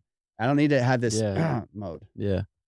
Huh, interesting. A few things came up, a few threads of questions. When, at what period of time were these walls coming up? Like, was this a year ago or pretty recently? Yeah, the first one, was when I competed in LA, and again, I did well, so I was, like, happy I, like, locked in with the energy. But then after that year, I did my first marathon and I didn't train for it and it Mhm. was dumb and I injured myself like post. So then that was whatever February beginning. So April going into from the marathon to I was doing pro high rocks for the first time in April in Dallas, and it was during that phase. So that was 20. That would have been Okay. 2022. Yeah, 2022. Okay. And then but then fast forward, and I did it again beginning of this year Mhm. because I had yeah, so I had 3 competitions, but 2 of them were so it was really the first one I was caring about, which was Deca Fit here in Austin, Yeah. and last year I did really well. I qualified for the world championships, and I went into this one and I had been dealing with some health things, some histamine and, like, I don't think we need to go we can go down that path, but, um long story short, I did 2 minutes slower last year, did really I was, like, leaving that competition pissed off, like, I was just Mm. very upset with myself and how I showed up again, like, revisiting, like, damn, I had this locked in energy again, and I competed even worse than I did a Mm. year ago, like, wow, like, I'm definitely a better athlete, and again, all these things of self-worth started coming up, and immediately the next weekend, I did the half marathon, and the weekend after that, I did the high rocks with Yash, and it was just, like, everything was good, I just, like, Yeah. I needed to understand, like, again, who I am as a man, what I want to be represented as. So I think this is very actually comes back to your original question you asked earlier around being intentional all the time and how that can be actually disruptive. Mm. But I think it can be disruptive if you are not clear on who you are. So I was being intentional in terms of I'm going to lock in on programming and block out the world and push people away. I was intentional with that. But did it serve me as a man as who I want to be and how I want to be loved and how I want to have how I want to be loved? It didn't. Yeah. Well, there was just like the reason why I asked was because like there were plenty of mornings where I would come to Squatch pretty early and I'd see you plenty of times and you were just doing your thing. You had your headphones on, you're stretching mobility and there's moments where I do the same thing. Like the beginning of my journey with Squatch being consistently active in the gym, I had 2 friends with me almost every single morning. So we were like chatting and we're like, you know, bonding, whatever. But there still are mornings where it's like you're tired and you're like, I want to focus on my form. I want to get my routine down. And especially if you're performing for a competition and you want to outcompete yourself from a previous competition, you got to focus and you got to be intentional. You have to be clear on the result. Like if you want to have results, you have to be clear. And so this the reason why I'm saying this is like there's this dance between like maybe internally you felt like you weren't showing enough love when you're at the gym and you were creating these walls, but at the same time it's like you're trying to prove something to yourself as well. So there's like this everything comes back to balance and this dance of balance, right? And so Well, I think sorry, continue. no, I that's love pretty this. much it. That's Well, I love this, and this is the balance that I'm looking on a day-to-day basis. There's a balance between masculine and feminine. There's a balance yeah, between structure and flow. There's a yeah. balance between showing up and love versus like tuning in with yourself. Mhm. I 100% agree, and this is something I'm constantly evolving on to learn and be better at. I think in that scenario, though, I felt inside. It's how I felt inside. Mm, It's how I okay. felt that I was creating energy that I didn't I'm the minister of culture. Like, I don't wanna ever yeah, I Yeah, understand, like, yeah, communicating boundaries and things of that nature, but I can give 30 seconds to a minute to, like, say hi because I can yeah, make an impact on yeah, someone's yeah, day by how I show up. And then it's like, "Hey, but it was lovely chatting with you. Let's talk later, you know, I yeah, look for the next time we connect. I'm gonna get back into my workout." yeah. So I think that's where it gets from a selfish standpoint to a selfless standpoint. And it's like, yes, like, there's a fear there. My fear was, "Oh, if I let go of this focus, I'm gonna lose it Right, forever." The right. reality is that's not real, and actually you invite more energy and healthy energy in your life to even get back into that flow, that focus Mhm. by opening up for maybe 2 seconds. Yeah, I remember a specific morning, like, usually you were, you know, focused on your workout, and there's one morning where you just, like, looked at I think it was me and whoever I was with, maybe it was Jay or maybe it was Chris, but you just said something, and then you were like, "Have a blessed day," and I was like, "Man, I haven't heard someone say that in a while, that felt good," you know? Blessed day, blessed day. Blessed day, That's my thing, blessed yeah. day, Yeah, blessed, blessed day. blessed. Yeah, yeah. Uh, Twitter's bless and Bray. bless and Bray, nice. Um So yeah, no, I totally see that. It's just a constant self-awareness and balance. Um, yeah, so one thing I wanted to bring up was like kind of getting into your Substack. So it's not super long, but it was probably like a 10-minute read. And we've already kind of dived into parts of the Substack, it's like Yeah, certain yeah, for parts of this sure. conversation. Um, and what I noticed was you talked about like your aspect of evil and reality and people being unhealthy. And then also a more peaceful world would be one that is filled with people that are very aligned with their purpose. And so discovering purpose, um, essentially by discovering your purpose, you mentioned truly living. You're truly living, like you're living a fulfilling life. You're feeling alive, and that is through expressing your authentic self. And so I'm curious as to how if you've ever helped people find their purpose, right? Because that's not easy. A lot of people are like, they know it, right? They know like that's just like everybody says this. I need to find my purpose, and like these college kids, they come into college, and I saw a video too. Someone posted it was like there's people in their 30s and 40s that don't figure their shit out. They finally find their purpose at a later point. Like you don't have to find it at a stage like out of college, right? Where most college kids think that they have to do that, which is I did too. just fucking terrible in my opinion. And so that's like one thing. Like my sisters are much younger than me. One's about to go to college, and Mm. so I sent her this video too about just it's Dwight from The Office, Oh but yeah. it's not an office clip. It's him like just as a person in a podcast. So not acting as Dwight, but he was just talking about how just relieving the pressure of college kids thinking they need to figure everything out. They need to find their purpose and everything all at once. And it's just like you have your entire 20s and 30s to just, or even 40s to just figure out, just test trial, right? But yeah, I'm just curious if like when you have clients or certain people in your life, um, this seems to be of something, a passion or a mission of yours is to help people find their purpose. Is that correct? Yep. I think number one, the most from my experience, the best way to help people find their purpose is by you finding your own purpose and you living that life because that breeds inspiration, that breeds motivation, that breeds proof of concept, that breeds positive energy. I think from there, it's how can you allow and create a safe container for people to open up around you Mhm. and want to share and want to communicate their thoughts out and then from there receive those thoughts and help give them a perspective that they may not see. Um, and I think from there, like this is a great question because this is I guess a journey that I'm currently on and understanding how I can be better in regards to that. I'm gonna get to the love routine component of that, Yeah, but yeah, yeah. I think outside of that too, I did I led a community workout. Actually, my buddy Corey Camp again. He has a like a retreat thing for athletes, and I led a community workout here a couple years ago. It was January of last year, and I spoke to the people before then. I was like, "What is one thing?" This is in January. What is one thing that you're gonna do today, or sorry, do this year?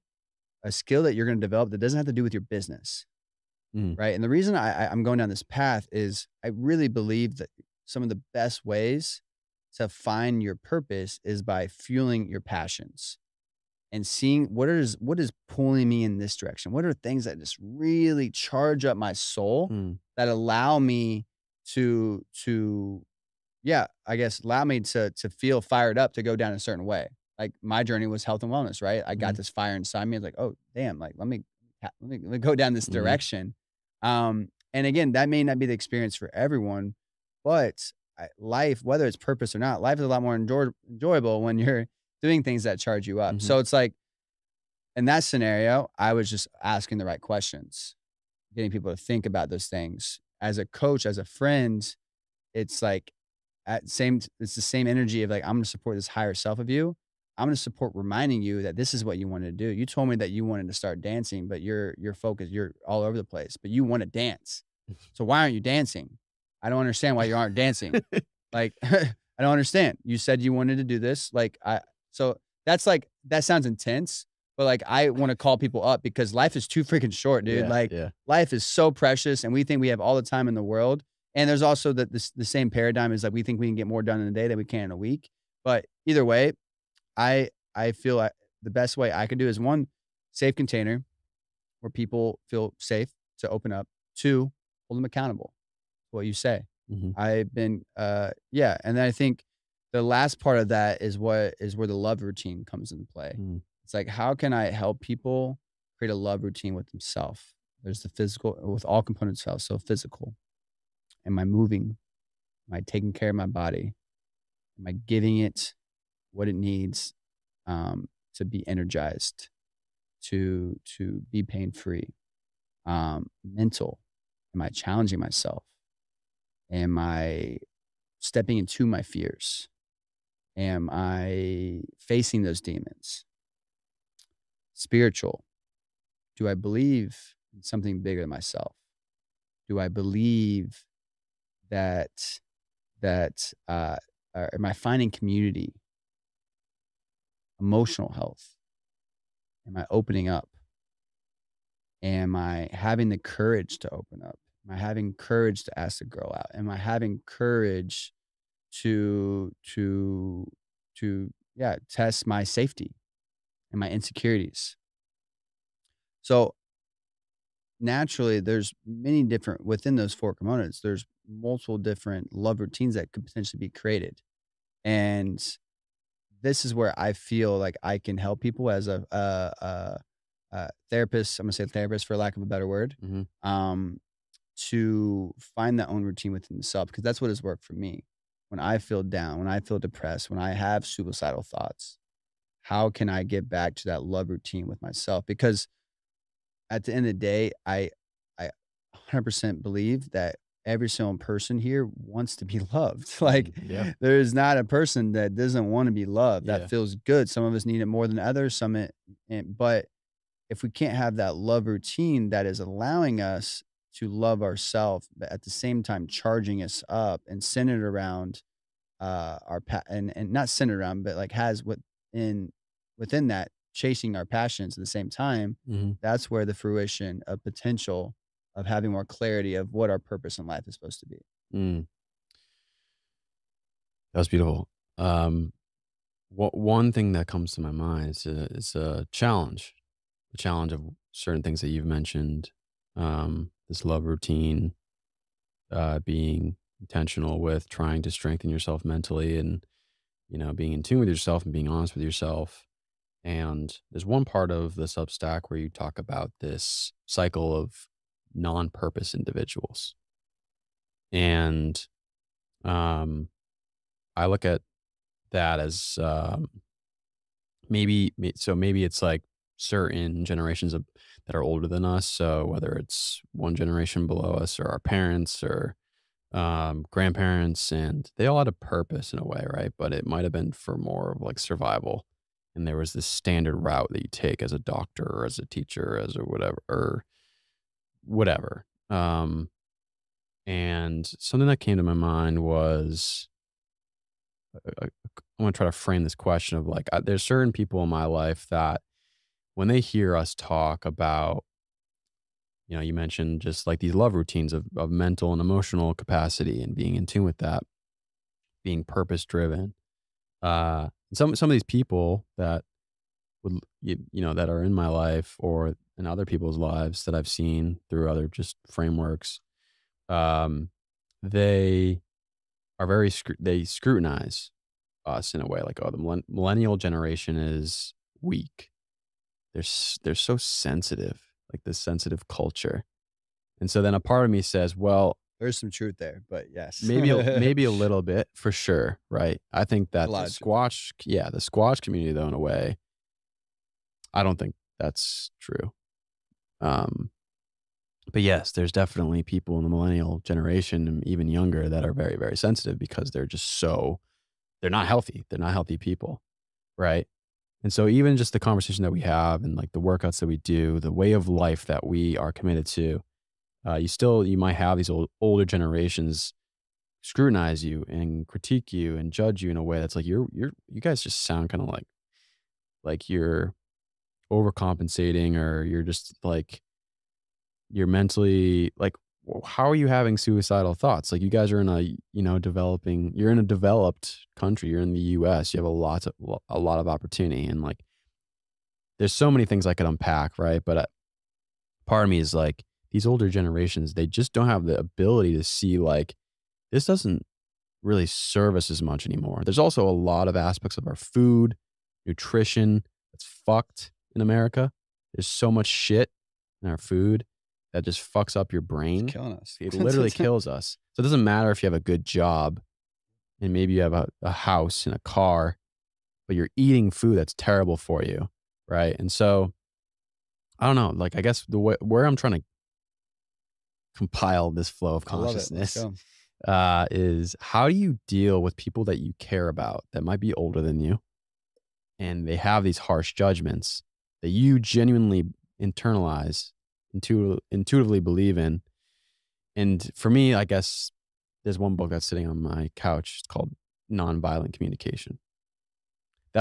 So this is a huge thing I'm trying to work on is communicating with family, friends, that might be totally different than me, that I love, that have a special place in my life, but like really effectively communicating with them.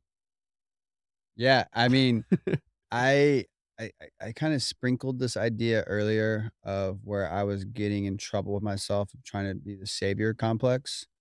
Um, at the end of the day, where I am at today, my mission is more important than me feeling like this may sound selfish. Like I just believe the best action when it comes to people who are just they can't seem to grasp is by you focusing on yourself. Okay, so I guess there's an evolution of that. So that is one element. I think when it comes to family and friends, it's like if we are going down that route, what is something very small and scalable that they can like tap into Mm, and and really understanding what is it specifically are they wanting to change? If they don't want to change, if they're not even open to change, then there's nothing you can do in my opinion. Like all you can do is like, hey, this is what I'm up to. It can't be like a point like, hey, you should do this. Like, hey, this is yeah. what I'm doing. If you want to join me, I would love that. Like with my mom, like I connected with a nutritionist friend of mine. I was like, hey, I would love for you to do this. Like, I don't think I can coach you. I don't think that would be a good mesh, but I think like energy wise, like this is a great connection. Mm, And like I was telling my mom, like, I don't want to travel back to Indiana anymore. Like, I would rather go, like, let's go travel and like go hike. Like, I would rather go do that with you. Like, mhm, so that's because that's what align with what I enjoy to do. And I know that they would mm, also enjoy those things, but also physically, they're not there where they can do that. yeah, So I'm hoping like that, like using that as like a motivation piece. Like you've told me that you want to go do these things. but you're Okay. not doing them. But you can't, you're not making time for it. One, Yeah, but also your body's have knee problems, things of that nature mhm, coming up. It's a slippery slope. yeah. Um, I think, yeah, in terms of nonviolence, yeah, there's And when I say nonviolent communication, it's not even like, I'm not no, I saying like understand, I domestic understand. violence. It's just like being strategic with your words, right? Yeah, I get it, I get And it. there's definitely moments in my life where when I first started getting into meditation and then like understanding which foods like have been deemed as healthy, but the way that corporate food companies have structured these whole foods is still gross. Like they put certain things in it. And then I just, certain habits that I see within my family or friends. And at first it was like, I want to help you. I want to Yeah. help you so much. So let me help you. Let me tell you what's wrong with with what you're doing. And I realized through a few encounters, like that's not the way to do it. And there's a friend, an acquaintance of ours that her name's Camille, but not the one that I think you're thinking of. She has like a Substack. That, River's girlfriend. yes, Yeah. yep, yep. I forgot her last name, but I just subscribe to her. I love her post. She's very wise for her age, and she just recently had a audio post on Substack talking about like, don't try to change your parents.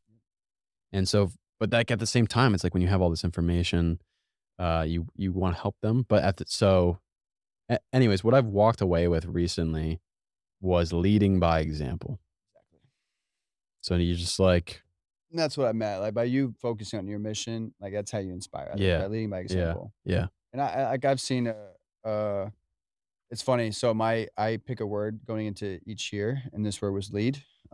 My tattoo says lead with love. oh, cool, And that was my theme, lead with love. And I talked about literally this concept. If you were to go back to I talked about you can't change other people. All you can do is like, as I said, focus on what you're doing, but also create space and opportunity. If they want to hmm, tap, like, hey, I'm ready for you. When you're ready, I'm so freaking ready. Like, let's go this, and yeah, this direction. You can't push. So it's like it's funny, but after I posted that, my mom, she sees my stuff and she like reached out to me like, hey, now I'm ready to yeah, talk to this yeah, nutritionist. And I'm like, yeah. So that's how that was beautiful when I saw that. Obviously, it hasn't happened now because they're building a new home, but like I'm gonna get back on her because she told me she wanted to do that. So yeah, um, I will say though, this a thought came up when you were sharing this the cycle of purposeless hmm, driven people. I hmm, think the reason that contextualize that into my brain, I get back to the idea of like I haven't like I've never been really interested in history. Like as I said, like I'm almost like we're creating history right now. yeah, Like I don't even understand the history. Like it yeah, doesn't make sense to me. But what I do understand from history from school is like there was a lot of war. That's obviously the things that we focus on. I'm sure there was a lot more to life than just war all the right, time. But I think that at a higher rate, there was more war, there was more death, there was more battling. hmm, Um, and for territory, for whatever, all the different things. And I think that traditionally over time has evolved in different ways, but it gets back to, if we're talking about the people who are like conquesting and exploring and like taking land, like that was very alpha, like and not healthy in terms of moves. Like, why can't you be safe and produce within your and allow room for these other people to grow? My point of sharing this is like this cycle that started a long time ago is just we just never heal. We never actually heal and heal and heal and actually focus on really what makes us come alive. mm, So this cycle, like my parents never understood this. They worked to survive, right? To have kids hmm, and teach them to work to survive. And it's just there's never this idea of like there's so much more to life. And it hasn't been until our generation to see this. Because for so many different reasons, I think the biggest one is just the access to information is now it's just at a higher rate hmm, or a higher availability yeah, to where we're just learning a lot faster. And with that, there's always gonna be people who are even more hypersensitive. I have conversations about people within the health and wellness space. It's like the more you're aware of these things, the more sensitive you are. I've noticed that with myself. I'm very in tune with my nervous system, which then in return gets me overwhelmed super quickly if hmm, I don't have in place these other abilities to bring me back to being grounded. mm, So it's very interesting, but yeah. Whew. Yeah, that's been just something that I've had a challenge with, and I think over the course of the past half a year since I've just been in Austin, 'cause I'm from Massachusetts, so I'm away from my family, but I can just display it through social media, whatever, and when I see them sometimes, you're able to just I mean, dude, I'm not on Facebook, and I linked my Instagram to my Facebook just for my family to read and see because they're all on that's Facebook. beautiful. That's so I nice of you. literally just did it for my family. I don't wanna touch like, I'll So, get messages on there, and I don't get on yeah, Facebook. that's pretty much the same, like, way that I utilize Facebook is for Yeah. my family, but But they real quick, sorry, one no, last yeah. thought there, like, that's gonna evolve, like, in my current place, I am not comfortable financially to where I can create more opportunities for them. I have aspirations to wanna do that, Mhm, but I'm not there yet. Eventually, I wanna make their access points a lot easier and less mhm, friction. mhm, Currently, there's more friction because they're relying on their own motivation. If I can create better opportunity yeah, just I haven't put a lot of thought into it yet yeah, because I'm focusing on me right now. yeah. Mm. Yeah, I mean, created I create I've had probably 3 Facebooks. Had one growing up, like, pretty early, and then one in college, but I deleted those 2, and then I made a new one recently. I have, like, 70 friends, Yeah. like barely use it, you know, and I only did it for the connection with my family and friends. Love it. And I think my grandmother uses it, but I don't know if we're friends anymore because she was friends with me. I don't know we're Um, friends anymore. That's a well, great statement. she she was friends. It's not like I fucking fuck you, grandma. I think we were friends on my previous account, and then uh I made a new one. I haven't seen her on there, so I Yeah, gotta search for her. But yeah, creating that so that they can see what you're up to, and exactly. maybe that will inspire something. But I like how you Exactly. said there's just you can't push, right? You know, you can't push and lead by examples. Like a theme that came up when I was doing the Tame Mescal, a 3-hour sweat lodge.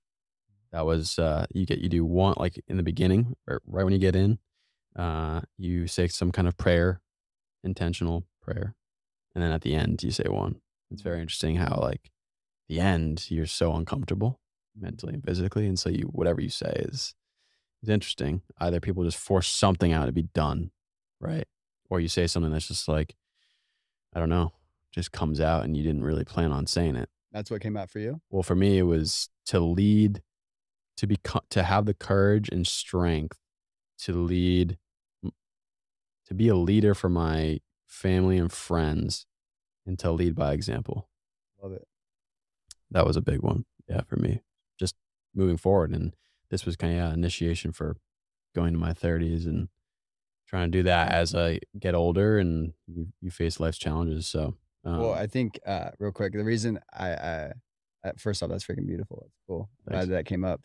Um, the reason that that was my theme going into this year, Mhm. I just feel called to share this. I have made an observation with myself that, and I still into this path sometimes, that my ability to care, um, too much and invest too much in people, then in turns takes me back from being able to elevate myself. Mm, So, like, I give an example of, like, collabing and working with people and, like, business partners and things of yeah, that nature and teams and businesses, like, I would fixate too much on what other people are, like, not doing and not stepping into their power, yeah.